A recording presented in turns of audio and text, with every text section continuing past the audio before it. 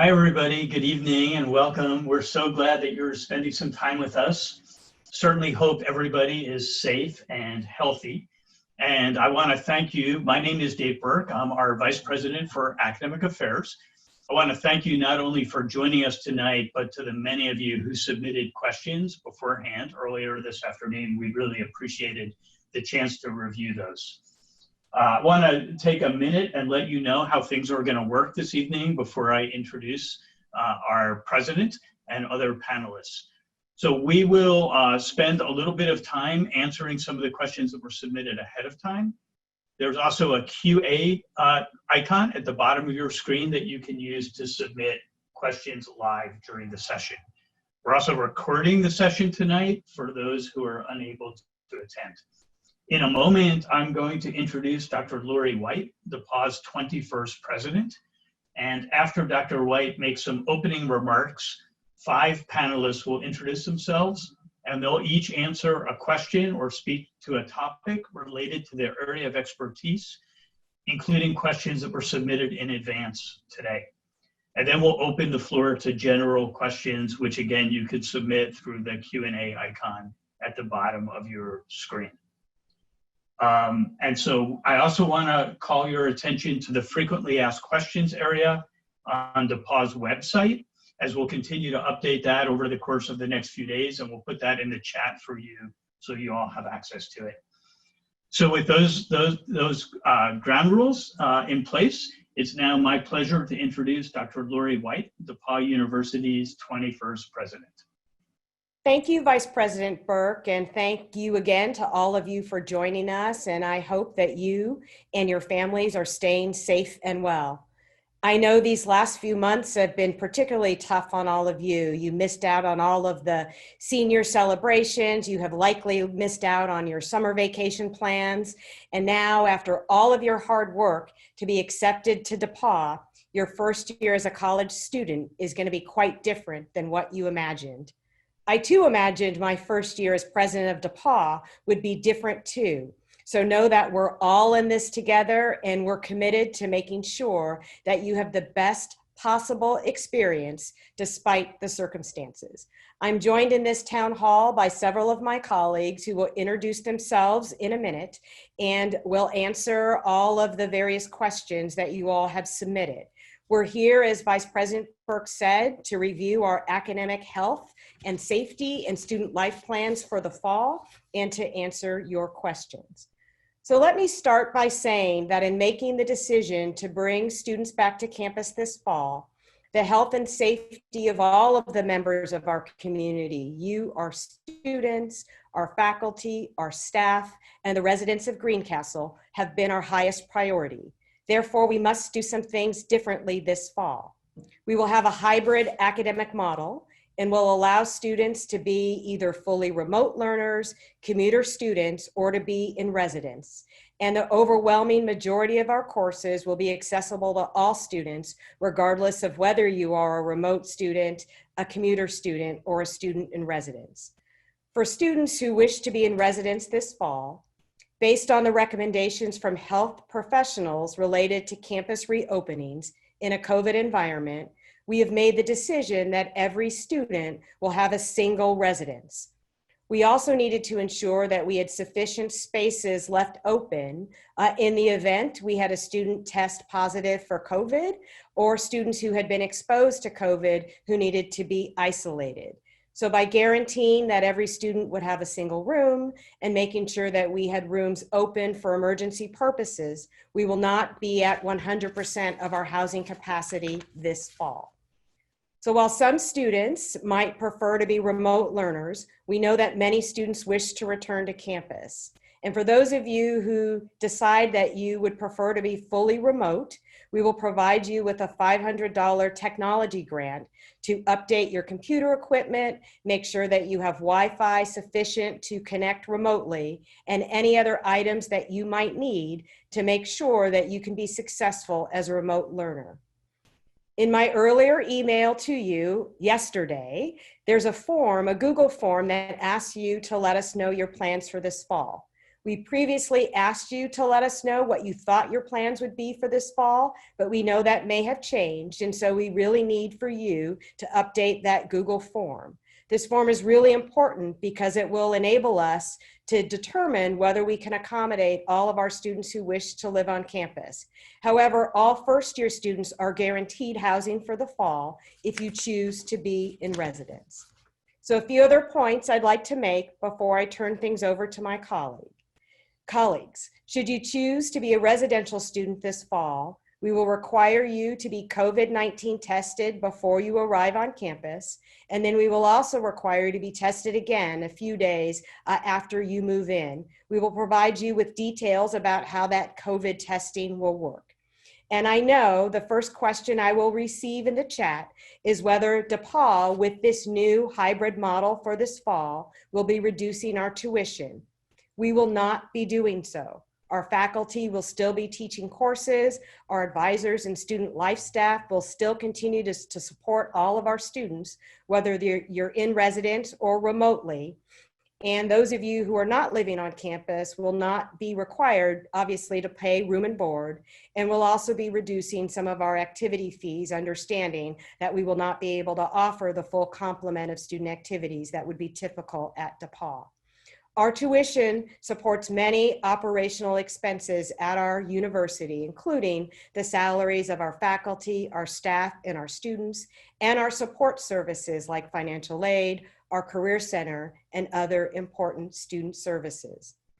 We also understand that this pandemic has affected the financial circumstances of many families, and our financial aid office is committed to working with you, regardless of your financial circumstances, to make it possible for you to come to DePauw this fall. Let me also say, lastly, that there is no playbook for how best to approach this fall on college campuses, and each president has to make what she believes are the best decisions for their community. We've worked very closely with our Putnam County health officials on our plan, and we have an outstanding COVID-19 task force on our campus who has worked hard on our health and our safety protocols. With this virus, we know that things will not be back to normal as we have known it for a long time to come. However, DePauw is a resilient community, and I am proud to be a DePauw Tiger, and I am excited to have the opportunity to welcome you to campus in whatever form you choose this fall. Thank you very much, and I'll turn it over to my colleagues to introduce themselves. Thank you, Dr. White. My name is Stevie Baker Watson. I am the Associate Vice President for Campus Wellness and also the Theodore Catula Director of Athletics and Recreational Sports here. I also serve as a member of the COVID-19 Task Force team, leading a group of individuals like Dr. David Harsha, Dr. Sharon Curry, Dorian Shager, Dr. Trevor Uhas, Tim Locke, and Sonia Ray as we return to campus. I'm going to start off and just give a brief overview and expand a bit on the testing that Dr. White alluded to in her opening remarks. We feel it's very important for us to be able to establish a baseline for our students and for our community when they return. So we're going to be asking you to do a test 5 days before you return, and then approximately 2 days after you get here. I've had questions already with folks saying, can I get the test on my own? I don't have funds for that. How can I work? We're currently in the final stages with working with a testing company that will be able to send students an at-home test kit that they will be able to complete alongside a telehealth visit. If students want to be able to get testing at a free clinic near their home, we certainly want you to be able to do so. However, I do want to remind you that you're going to have a negative test in hand within 5 days of your return to campus. And we're seeing many places where the testing result timelines vary greatly based upon what's happening in individual locales and individual states. The other thing I want to share with folks is that we're asking folks also as part of that baseline to really behave in a way that may seem like we're trying to actually keep people apart as opposed to bring them together when they're in this new environment. Know that we're working all across campus to find ways to bring students together safely and in line with our health and safety guidelines, but there are some things we're going to ask them to do differently those first 2 weeks. For example, we're not going to want folks to move back and forth between residence halls because we want folks to become acclimated to their own space and feel safe and comfortable in that space. We certainly want you to be outdoors and meeting with your friends. But also remember, those first 2 weeks, we do a good job, that we're going to be able to expand opportunities for our students to be able to gather in different places. Now I will turn it over to my friend and colleague, Julia Sutherland Proctor. Thanks, Stevie. As Stevie mentioned, my name is Julia Proctor.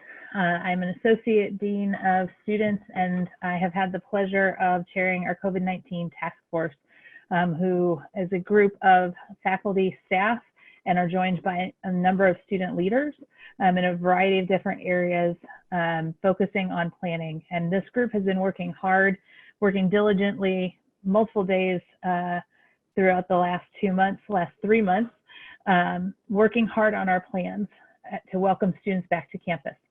What I wanted to address, one of the questions that I saw in those that were submitted early, particularly for this audience this evening, were questions around what would first year experience orientation look like for new students when they come to campus. I know that is an important question.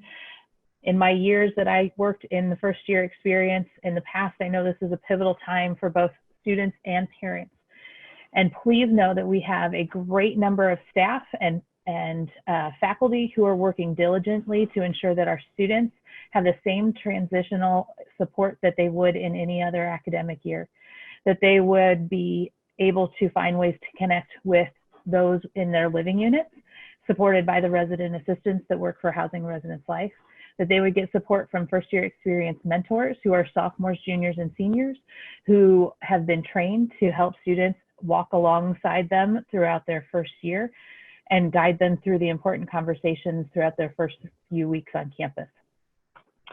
We've also continued to provide a wide array of support academically for students as they are transitioning, and there's a lot of support that will be given. Many of the normal orientation events that we would have had in past years in person will be things that we'll be doing virtually, but we still will be prioritizing ways for students to gather safely, first year students to gather in large spaces, outdoors, ways that they can connect with each other when they're here on campus. So I'm going to pass it over now to my colleague, Dave. Hello again, everybody. Again, my name is Dave Burke. I teach computer science at DePauw, and I'm our Vice President for Academic Affairs. And I'd like to start out by answering two related questions, one that was submitted ahead and one that has just come in through the Q&A chat. So the first part of the question is, how do I make sure that I'm going to get the right classes based on where I'm living? So for example, if I'm living on campus or off campus, how do I make sure that my classes are going to align with that? The only thing that you need to do is to fill out the Google form living and learning preference that we alluded to earlier, and it was in Dr. White's email yesterday. As the registrar assigns classes for first year students, we will be checking to make sure that students get appropriate classes based on where they're living. So you go ahead and fill out your course requests as you would in any other year. We will, as we match you to classes, take a look at where you're planning to live and learn, and we'll make sure that we get you in appropriate classes. The second part of that question that came in just a moment ago was, if I do learn remotely, how accessible will my faculty members be to me, and how will I be sure that I can get questions answered about my coursework?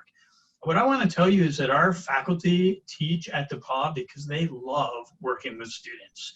I was talking to a faculty member earlier today who's making plans for her own classes this fall and is already thinking about ways that she's going to be accessible to both on-campus learners and remote learners. So office hours will be available via Zoom and other technologies. Phone calls will be possible, and email exchanges of paper drafts will also be possible. So we're expecting that all of our faculty members will be interacting with students on an individual basis every week, regardless of whether those students are on campus or off campus, if those students have questions. So please rest assured of that. And so next, I am going to turn things over to my colleague, Amanda Kim. Thanks, Dave. Hi, everybody. I'm Amanda Kim, the Vice President for Diversity and Inclusion, and good to see so many people, so many incoming students, and hopefully family members too are able to join us tonight.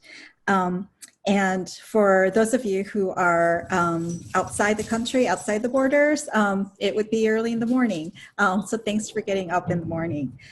One of the one question that I wanted to address was for all of you that are on the call as incoming first-year students, if you are international student, you are able to come to campus should you decide that that's the right fit for you. Given all the changes in federal guidelines in the US as to who can and who cannot be an international student in the US within the guidelines, I know that that has been very confusing.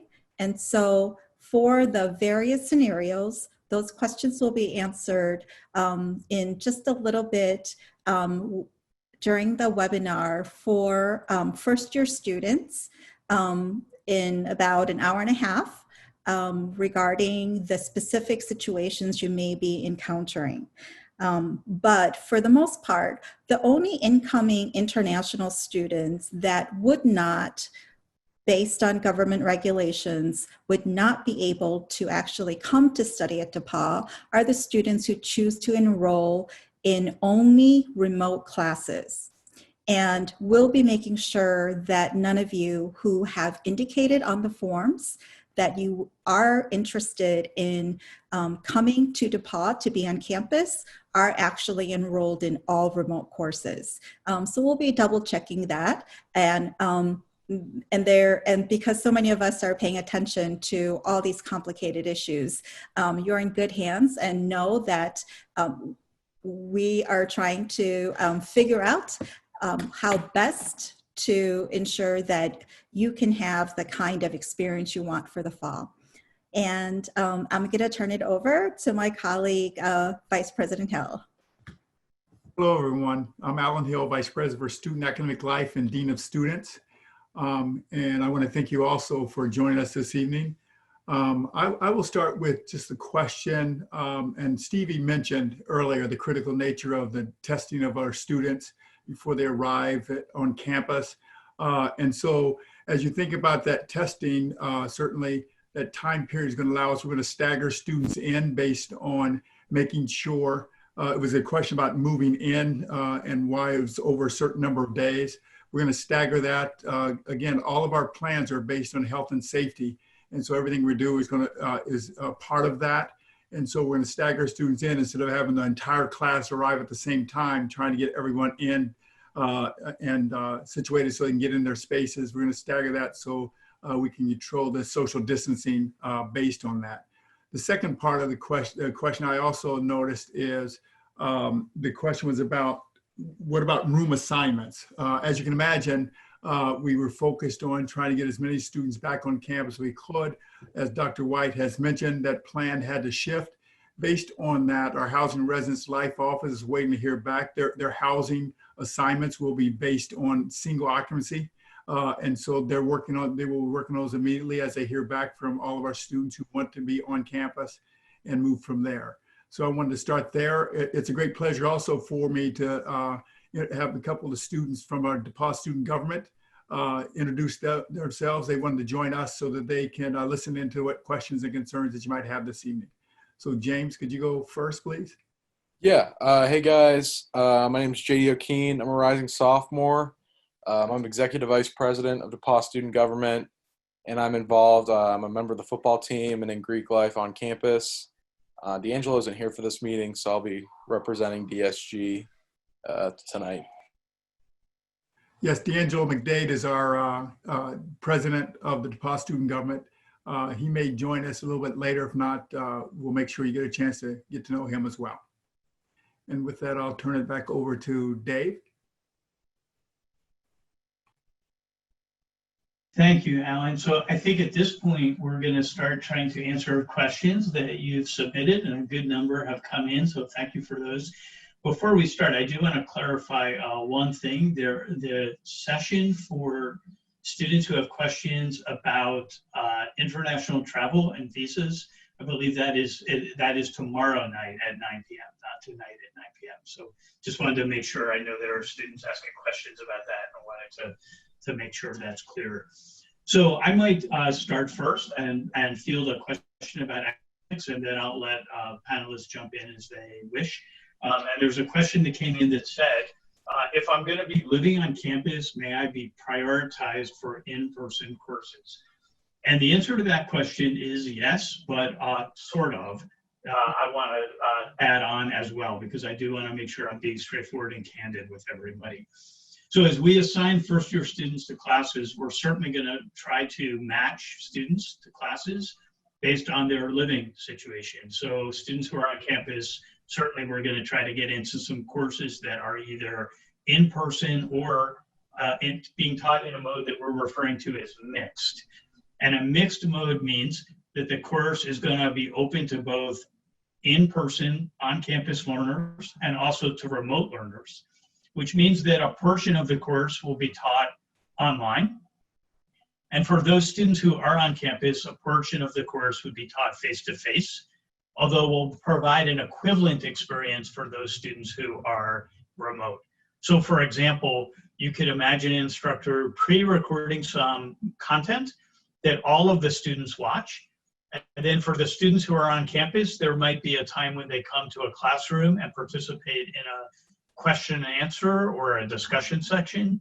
And for the students who are off campus, they might do an equivalent discussion via Zoom. So I do want to be clear that, it's not going to be the case that all of our courses or even most of our courses are going to be taught in a traditional, primarily face-to-face role. We are going to be doing social distancing in classrooms, which means 6 feet between students. And that starts to put a limit on the number of students who can fit in a traditional classroom space. So there may be staggered attendance in some situations, and there may also be a mix of online and face-to-face instruction. If somebody else has a question that they've. Yes, Dave, I'm actually going to chime in. We've had a couple of questions from folks asking us things about restricting movements, and I alluded to that a little bit in some opening comments. So I thought it might be good just to paint a picture of what the first 2 weeks on campus are going to look like, and then potentially what it's going to look like after that. So a lot of the decisions, well, frankly, all of the decisions we're making right now are to mitigate the risk of viral transmission when we're bringing all of these folks from all these different places across the country together. And so we're doing things like encouraging hand washing and hand sanitizing and physical distancing from each other. But we've also set some things up structurally to ensure that folks are not unnecessarily taking on risks. So that might be the decision, for instance, of having no group gatherings larger than 10 in the beginning and maintaining a close circle of close contacts in those initial couple days. It means that Hoover Hall, for instance, will be carry out for the first 2 weeks, and we'll encourage students to eat outside with each other as opposed to in Hoover Hall. It also will mean for folks that, as we are working with them, and we've got students who are coming from off campus and commuting to campus, that we're going to be asking them to follow our health and safety practice guidelines, even that when they're away from campus. So being mindful of who you are around, how many people are you around, the type of gatherings that you're going to. This is one of those spaces where there is a tremendous amount of personal responsibility for individuals to make decisions that are good for the collective group in that space. So when we have folks who are moving back and forth from campus, we know that some folks may think that that's an increased risk, but again, that risk is really no different than a student who is living at home with their parents in Plainfield and they're commuting to campus for classes. To add on to the testing protocol, in addition to those 2 return to campus tests, we do plan on random asymptomatic testing of our students throughout the entire term. Those students would be notified on a weekly basis, asked to report to a testing site on campus, and that's one way for us to mitigate and watch the community spread in our space. Any of the testing that's done on DePauw's campus is actually free, and that is something that's being picked up by DePauw. We're asking you all to pick up the cost of that initial before you get to campus test.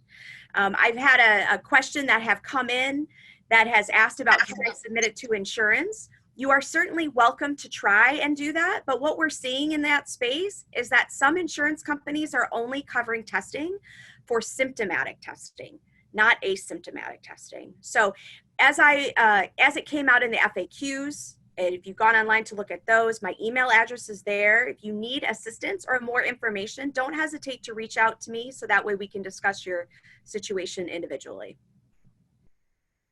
Thank you, Stevie. Hey, Alan, Vice President Hill, I see that Angelo has joined. Perhaps we could double back and do that introduction. Yeah, D'Angelo, could you please introduce yourself to the students and tell them what your position is? Hi, everyone. My name is D'Angelo McDade, and I am currently the student body president and the president of DePauw Student Government.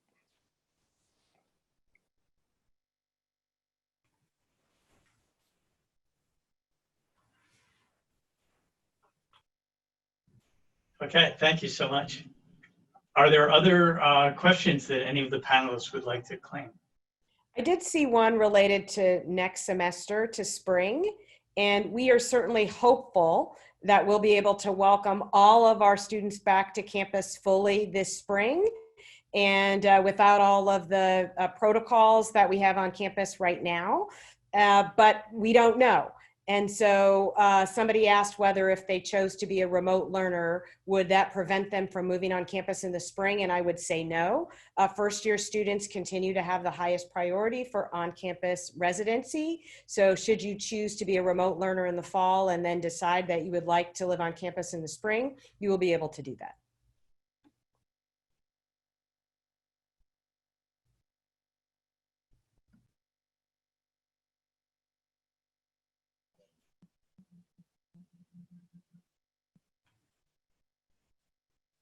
Does anybody else have a question they would like to jump in on?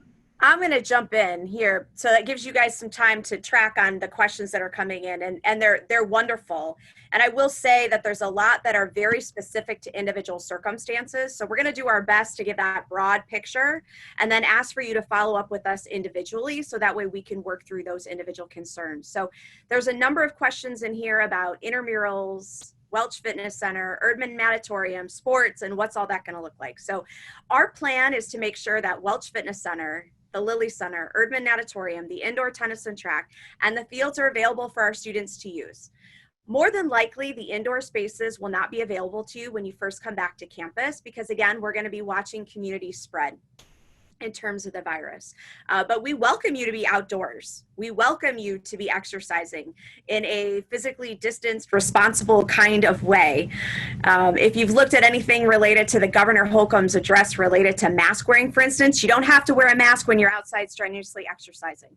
So don't feel like that should be a barrier for you. When it comes to student athletes, we expect that you're going to have opportunities to engage with your teammates and engage with your coaches and other student athletes throughout the term. Our coaches are meeting actually tomorrow, and then they're going to be engaging with the Student Athlete Advisory Committee and the Student Athlete of Color group to figure out exactly what that looks like. Because let's be honest, it's not going to look like it's looked like in the fall. We're not aiming for competition. And instead, what we're looking for is personal growth, whether that's physical, emotional, or social. And we're going to try and create customized ways for you to engage with each other as teammates, but also across the whole Team DePauw family. So what I expect will happen is that later this week, once we have that meeting with the coaches and the Student Athlete Advisory Committee and Student Athletes of Color, you'll be getting a message from me that will give you more details on what that will look like. I will tell you that we're still going to be asking for you to have a physical with our sports medicine staff. We're still going to be collecting insurance information from you. That's a requirement of the NCAA. And then probably there'll be some additional testing. COVID, if I get super technical in this, we are finding that it actually can make it more challenging for athletes to return, and it can be a little bit longer for them to return. So our team physician, Dr. Harsha, has been working closely with our head athletic trainer, Kara Campbell, to ensure that you've got a thorough exam when you come back to campus. But we expect that this is going to happen. I guess what I'm asking for is a little bit of patience and grace, that those first 2 weeks are going to seem really quiet, and then we're going to ramp up because we do want you to have a campus experience. But as Dr. White alluded to, it's not going to look normal. It's not going to look like last fall. And so we need to reimagine how it's going to be the best that it can be for fall of 2020.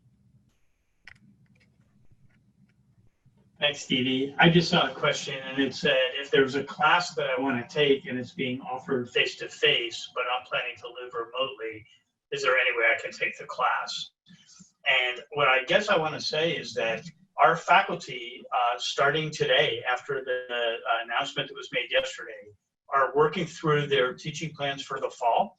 And between now and Tuesday at 5 p.m., we'll be reclassifying many of their instructional modes for their classes. We do realize that more of our students may choose to live remotely, and we want to make as many of our classes available through either a mixed mode or a mode that works for online learners. There will be a small number of classes that can only be taken by students who are on campus. So to give one example, we have a class where this will be spending some of their time doing some work on the campus farm, learning about sustainable farming practices. And unless that instructor can come up with something really creative in the next 2 days, which she may, that may be one of those classes where a student who really wants to take that might have to wait till a subsequent semester if they're not going to be on campus. We're going to do everything we can to minimize the number of classes that fall into that category. Dave, could you also talk about all the work our faculty have been doing this summer on their teaching to make sure that all the courses that are offered, even those that are offered remotely, are of the highest quality that a DePauw student would expect? Great, absolutely. So we've been running professional development series several times a week all summer, and faculty members have been participating in a variety of activities. And those include both technical training, so learning how to use certain technologies to engage their classes, but also reading literature and communicating in small groups on things like how to promote engagement in an online or a mixed learning environment, or how to support students who may be going through personal challenges beyond the normal challenge or the more typical challenges associated with adjustment to the fall term, how to support students in multiple time zones. So faculty have been very, very engaged in a variety of preparations and are very excited about engagement regardless of where they're living in the fall. Dave, I just want to remind the students, as Dr. White indicated, is just in general on the student academic life side of the house in terms of the services and support.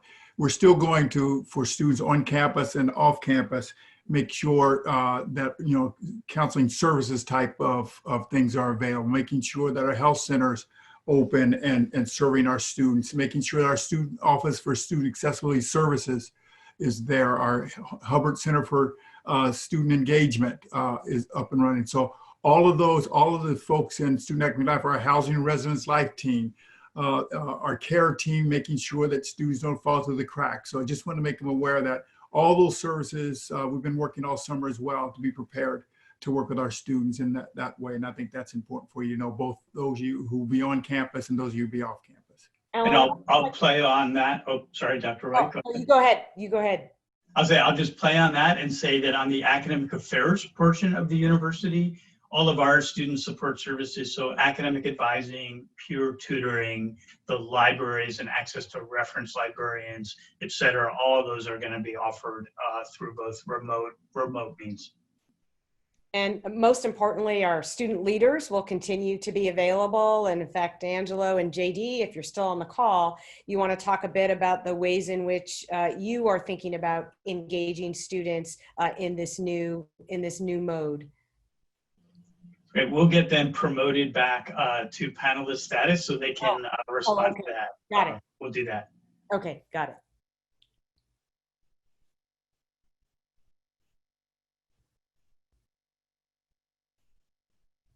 Stevie, while we're waiting for that, there were quite a few questions about testing and some of the details about that. So if you could walk us through what that might look like. I'm going to receive a kit at my house and I have to test, I have to send it off to a lab, and then I wait 5 days and then I find out whether I'm positive or negative. So I think people want to know some details about that.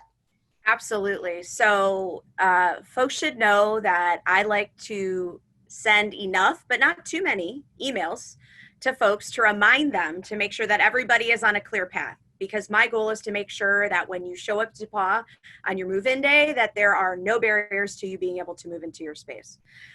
But we're, as I mentioned earlier, we're in the final stages of signing our contract agreement with a testing company. And what will happen is that you'll receive an email from that company that will ask you to establish an account with them. You'll be asked several questions, a health risk assessment, a symptom assessment. So again, we can establish a baseline for our students. Once that happens, we then will make a request to send an at-home test kit to you. So that way you can complete that at home. It's a saliva test. I was typing in an answer. Someone was asking me, does this need to be a rapid test or a PCR test? It's actually a saliva PCR test that you give the sample while you're on a telehealth visit with a provider. Once you give that sample, you put it in a FedEx envelope that's been prepaid and pre-labeled for you, and then you put it in a FedEx box and drop it to the company. Right now, the company is expecting that we should have results after it is received in 12 to 24 hours. So we think that we're going to see those results about 48 hours afterwards into a dashboard that we can see here at DePauw. Once you come to campus, you then will have a symptom screen when you arrive on move-in, and I think Julia is going to give some more details about what that's going to look like. But what we'll do is we'll do a symptom screen with everyone who is in your vehicle when you arrive that day. And as long as you are asymptomatic and we have a negative test result in hand, you will be allowed to proceed and then work with our residential life staff to finish the rest of the move-in process. At that time as well, you'll make an appointment with me or one of our other staff members to have a second test conducted on campus on day 2. That test will be a lower nasal swab, so we're not shoving anything too far up your nose, but a lower nasal swab that is witnessed by a medical technician here on campus. We then too will be sending off those samples to a lab and getting results back in that same time frame as I had mentioned previously. Because you are all going to be enrolled in that system and have an account with the company, we'll be able to randomly generate about 10% of our on-campus population, randomly generate that amount each week for that random asymptomatic testing, of which then you'll report to a prescribed location during the day, have the swab again taken lower nasal, and then we will send it off to the lab. I've had some questions come in. If I've had COVID before, do I need to test again? And the answer is no. If you've had a positive COVID test to date, please do email that to DePauw at DePauwHealth@hendrix.org, and I'll make sure that that's in my email again to everybody. If you were to test positive when you're here on campus, we would then pull you out of that asymptomatic pool again, and we would monitor you separately from that space. The biggest thing that I can ask folks to do, or the greatest thing that I can ask you to do, is to make sure that you're regularly checking your DePauw email, because that's where we're going to be sending a number of pieces of important information to you and then contacting you on a regular basis in that space. So Dr. White, did that get to what you were reading in terms of the questions, or there's something else you want to add? Follow-up, are we requiring commuter students to also take the same test? Yes, we are requiring commuter students to take the same test. We are looking at this as a way to mitigate risks on our campus community, which means any students who are going to be coming onto our campus and engaging in our classroom or in other spaces that are on campus. It will look a little bit different for those commuter students in terms of their return to campus testing, for instance. And it will look different for students who are traveling to campus from an international location. We'll actually do their first test their first day on campus, and then we'll do their second test 7 days thereafter. So it's one of those spaces where everybody has a lane that they're in, and they just need to make sure that they are following our directions for their particular circumstance in that space. Thank you. Thank you. Julia, did you want to add on to that move-in process and what we think it's going to look like? Absolutely. I see lots of questions in about the move-in process, and also some questions just about the Google form and what we're asking students to send to us. So let me just take a couple seconds to walk through process. All of you should have access, all students should have access to a Google form, And that was linked in Dr. White's email yesterday. And you can also find that link on our webpage, depaw.edu/coronavirus. And there is a page where you can find all of the frequently asked questions. A lot of the questions that we have been getting are already listed on that page. On that page is a Google form link that you can fill out. That is due on July 31st. And then for those students, this doesn't necessarily apply to our first year student population here tonight, but in case I think there are some parents or those of you with siblings, older siblings, those juniors and seniors who are requesting to be on campus, we are committing to getting information back to them by August 5th. And then we will be sending housing assignments to all students on August 10th. And so on August 10th, you will hear your housing assignment. We'll be sending out some preliminary information this coming week on housing move-in dates. I know there were lots of questions about move-in dates and when am I going to be able to move in. If you have a sibling who is coming to an older sibling, and so their move-in dates would be a different day than yours, once you get that email, please contact our housing office. There'll be information about how you can make arrangements for being able to move in on that same day, or what arrangements might be possible. We'll be very strategic. Stevie talked about the process by which we'll be screening people, and that is a very time-sensitive project and moving in. So students will be students will either be assigned or select a move-in time throughout the day that they are coming to campus. And for the reasons that Steve has talked about in terms of mitigating risk, we are limiting our move-in process to just one move-in helper. Now that doesn't mean you can't bring maybe a second person with you in the car, but only one person is permitted to go in, and they're going to be indicated, as Stevie said, through that symptom screen. So only those people who have been screened and given the green light to go forward and move in will be able to move in. We're limiting those to one move-in helper. Because we will be having so many people move in, we want to do it in the safest way possible and given everyone the most space that they have, so that we can continue to keep people physically distant throughout the day.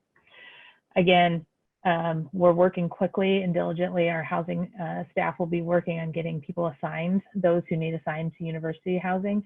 I also saw some questions about how we'll be, I think these were submitted earlier, about our houses and apartments and how those will be prioritized.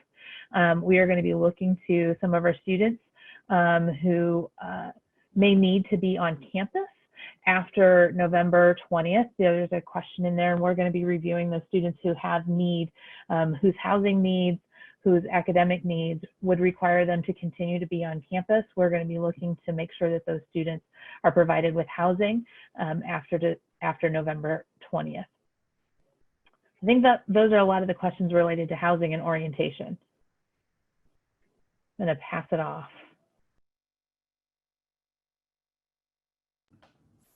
I just wanted to share, while we're waiting for someone else to jump in with a question, that there is a immigration and visa Zoom session at 9 p.m. Eastern for just the incoming students. So all of you will be attending that. And then tomorrow night, we're having an immigration and visa session for all the continuing students. So just to clarify, thank you. Thank you, Amanda, for correcting and clarifying my clarification. I appreciate it. There are a couple of questions that came in about academics, so maybe I'll jump to those. The first is, how will labs work for classes that are in person or mixed? The answer is that it's going to depend on the particular class. So in some cases, faculty members are replacing in-person labs with virtual counterparts for students who are learning remotely. In some cases, for students who are on campus, we're going to be conducting laboratories in an appropriately socially distanced way, so students will be kept apart. It would only be very, very rare circumstances with prior approval where we would be having students get closer than 6 feet together during a laboratory. And I would think most of those would be in upper level research kind of labs where you really need people managing a piece of equipment. So that will be a very rare situation. And the other question that was asked about academics is, can I find out which classes are being taught in different modes? And the answer to that is actually kind of interesting, and it's a little bit different for first-year students than it is for upper-class students. So when first-year students request course, they tell us about the course that they want to take, not the specific offering of the course that they want to take. So let me try to make that a little more concrete.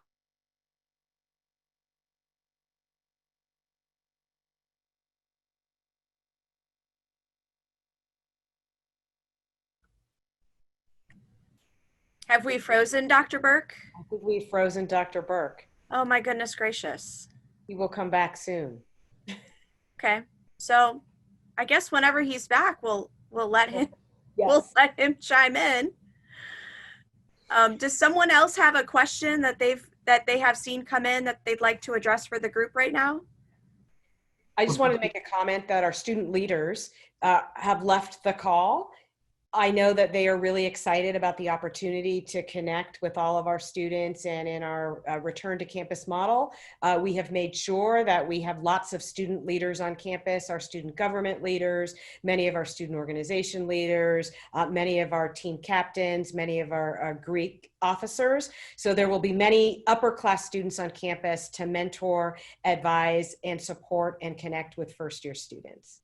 And each of those groups have been working all through the summer, partnering with us so that they're prepared, knowing whatever option we were going to select in terms of our fall plan. And so they'll be prepared to work with the students. And I will say I've connected with students remotely. This also, as I said, was not how I envisioned I would start as the 21st president of DePauw. I've had some wonderful virtual lunches with students and other ways that I've connected with students virtually. So I want to assure you again, if you choose for your personal reasons that you want to be a remote learner or a commuter student, we will all continue to find ways to connect with you. I don't want you to have to worry about that. And Dave is back. I'm back. I've got multiple people telling me I was frozen, but I don't know what the last thing you heard was. So I'm guessing you heard about laboratory courses, and then I started to give an example with an economics course and a British literature course. Did you? Yeah, that's did you what we start to hear that? Yeah. Not first year Okay. courses. So an incoming first year student might tell us that they really want to take introductory economics. And we actually will be offering multiple sections of introduction to economics next fall.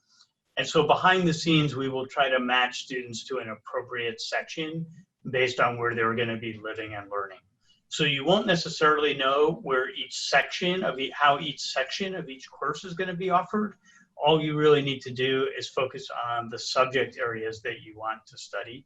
And then the last thing I'll say is you will have the opportunity to adjust your course schedules as you arrive on campus. You'll be meeting with your advisors, and you'll have a chance to make changes to your course schedules once you get on campus, and even up through the first 6 days of the semester. So there'll be an opportunity to make those adjustments. Mm-hmm.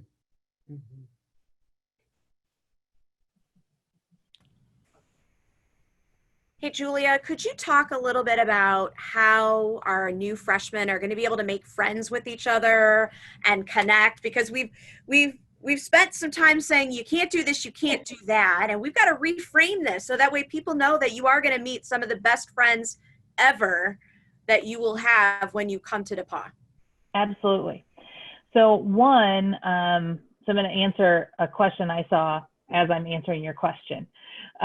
So I saw a question in there that, can I live near somebody I know? Absolutely. We are going to do our best to accommodate that. So there's a place in the form that if you know somebody that you went to high school with, or you've met somebody on the many Zoom meetings that JC Lopez, our Assistant Dean for Experiential Learning and First Year Experience Programs, I don't think I got his title quite right, but you've met him plenty of times this summer online.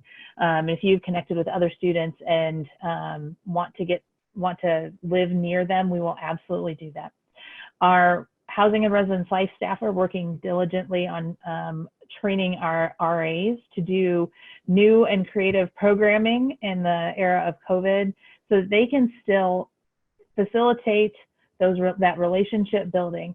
DePauw is a place that has always been, and I will share, I've been here for 18 years. DePauw has always put an emphasis on the relationship building. And as Stevie said, these are relationships that will carry on even beyond your time at DePauw, and we are going to still invest in that. We're putting some of our most creative programmers on this task of finding ways for students to be outside.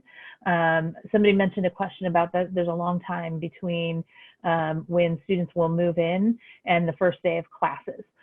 Yes, we recognize that there are several days there, but our first year experience orientation program will be filling your calendar.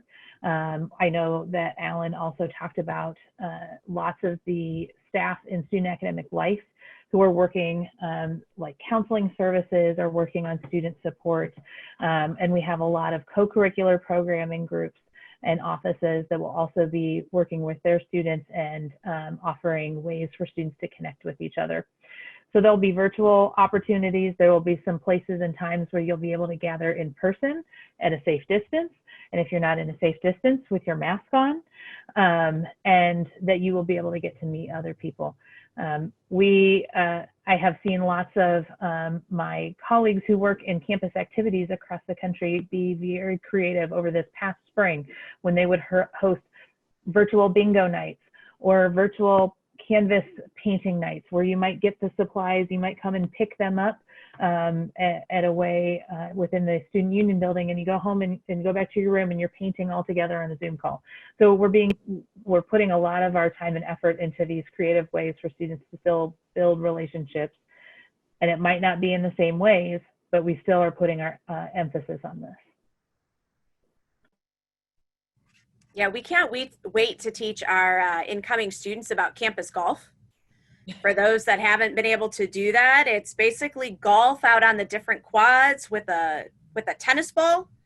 So we're going to find ways for folks to be outside and engaging with each other. I think that's what folks need to remember in this. And we're also welcome for suggestions. So if you have found some fun things to do over the last couple of months as you've been at home, some made up games type of thing, like pass them along to us. We're happy to get that going and moving. And, you know, personally, I'm looking forward, and I haven't done this yet, but I'm saying it out loud, which means I'm going to have to follow through now, right? I'm looking forward to doing like some yoga at Blackstock Stadium for those of you who might be interested in that. We can use the lines and the hash marks on the field to make sure everybody is appropriately distanced. I think the sunset going over the stadium will be beautiful.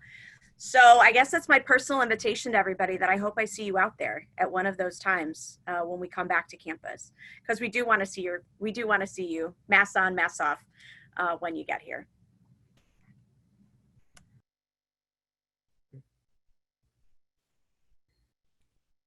I'm going to also jump in. I saw a question about visitors on campus. And this is specifically, as a parent, can I come and visit my student? And you are absolutely welcome to come visit your student on campus, but not all spaces will be available. So one of the spaces that we are saying that visitors cannot enter is campus housing units, in the absence of extenuating circumstances. We need to have a place where our students can control their own environment and feel as protected as possible from the random introduction of the virus. And so for this reason, we are not allowing visitors into resident spaces. So we absolutely would welcome you to come, set up a time to meet, bring lunch, eat out on the quad, eat in Ubben Quad or in Bowman Park, eat by the fountain, come take them to lunch in town, but we are not having visitors within the residence halls.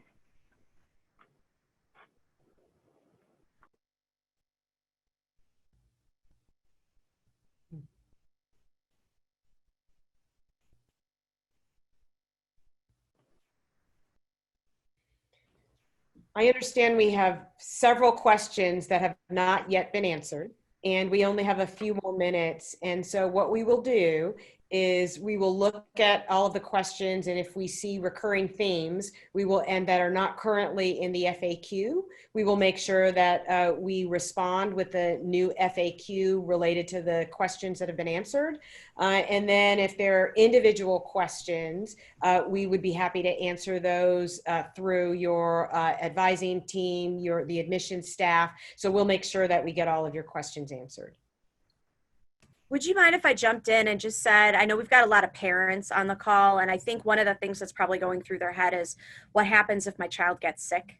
Yes. How is DePauw going to help in that moment? So if I can fill in just here. So we've developed a plan where we're going to be able to provide access to, like I mentioned before, testing on campus for those that are symptomatic through our DePauw Health Wellness Center and our partnership with Hendricks Regional Health. If a student is presumed positive for COVID, we're going to work to move that student into a space on campus that is dedicated especially for folks who are symptomatic and they're not feeling well. In that space, it's not going to be their dorm room, right? So it's not going to be all decorated, but it's going to give them access to the creature comforts. It'll have a comfortable bed and bedding and towels and access to the internet so they can stay connected to all of their family via Wi-Fi, as well as access to a restroom. We've worked with Bon Appetit to make sure that students who are on our Res Hall meal plan will be able to order meals online and have them delivered to that space. We've also worked collaboratively with our Center for Spiritual Life as well as counseling services to make sure that we can support our students emotionally and spiritually when they're in that space. Because the students coming to campus are of major age, so 18, this isn't a space where we necessarily are going to be calling a parent if there is a COVID-19 positive test. What we would ask you to do as parents, have conversations with your children, and that when your child is in the DePauw Health Wellness Center, they can actually sign a HIPAA release at that moment in time and say, we want you to tell our parents about that positive test. We, of course, are going to reach out to you if there is something that is abnormal, or if they are absolutely in distress. Please don't mistake my comments in that kind of way. But it isn't something that necessarily we're going to be calling home for all the time. We are going to strongly encourage the students to make sure that their parents and their family members are in the loop in that space. If a student is identified as a close contact, so that's somebody who has been within 6 feet of someone who has tested positive for more than 15 minutes, and they're not symptomatic, we would ask them to quarantine. And the way our housing is set up right now is that it looks like students will be able to quarantine in place, which means they'll be able to stay in their room and monitor their symptoms. We also assign a care team manager to each of the students who are either symptomatic or not in that space. And we also assign them a health manager who can help check in with them on a daily basis. But this would be my plug for you, that is, you're doing your back to school shopping, please make sure you go to the FAQs and you see what we're asking you to bring in terms of that student medical kit. Having a thermometer with you is going to be very important, because watching your fever and temperature is going to be one of the key things that our DePauw Health Wellness Center staff is going to be looking for in case you don't feel well or in case you do end up having a positive test. So we're going to make sure, we've got a number of questions on that. I'm going to make sure that I go back into the FAQ and make sure that we add some detail to that for folks, so that way you know what to expect. Julia, there were some questions about the form, and folks maybe have submitted it and want to resubmit it and aren't able to. So could you address that? Absolutely. Oh, hold on.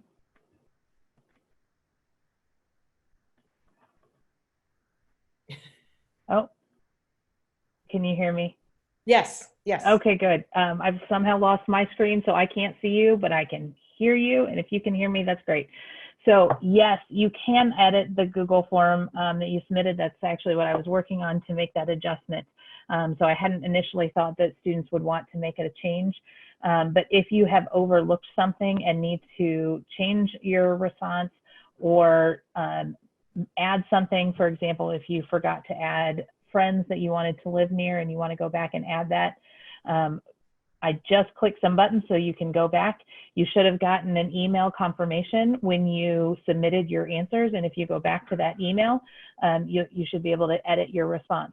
The other thing that I'll indicate is that you must be signed into your Gmail, your Google mail account from DePauw. If you are not signed in, you will not be able to access the form. I've also seen a couple questions about that indicating they cannot access the form. And so just a reminder, you've got to be signed in, get into your DePauw email, and then click onto the form, and you'll be able to access. For folks who have specific questions that we didn't have a chance to answer, will my colleagues assist me in directing them to whom on campus should they best direct their questions?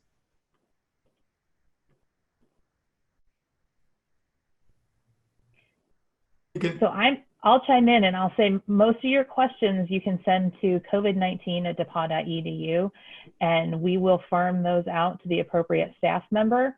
The other thing that I'll add in is that questions specifically about the Google form can be sent to one of two email accounts. It's Dean of Academic Programs at depauw.edu or Dean of Students at depauw.edu.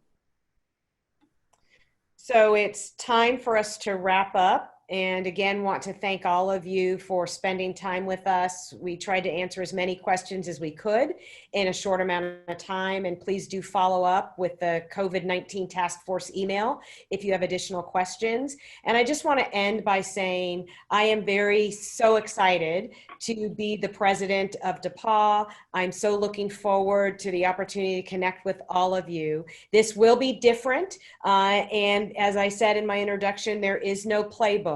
But I have great confidence in the team assembled at DePauw to both focus on keeping you well and safe in these unprecedented times, and also making sure that you have a fabulous first year at DePauw. So how about a big let's go Tigers, and we look forward to seeing you soon. Thanks so much. Bye-bye.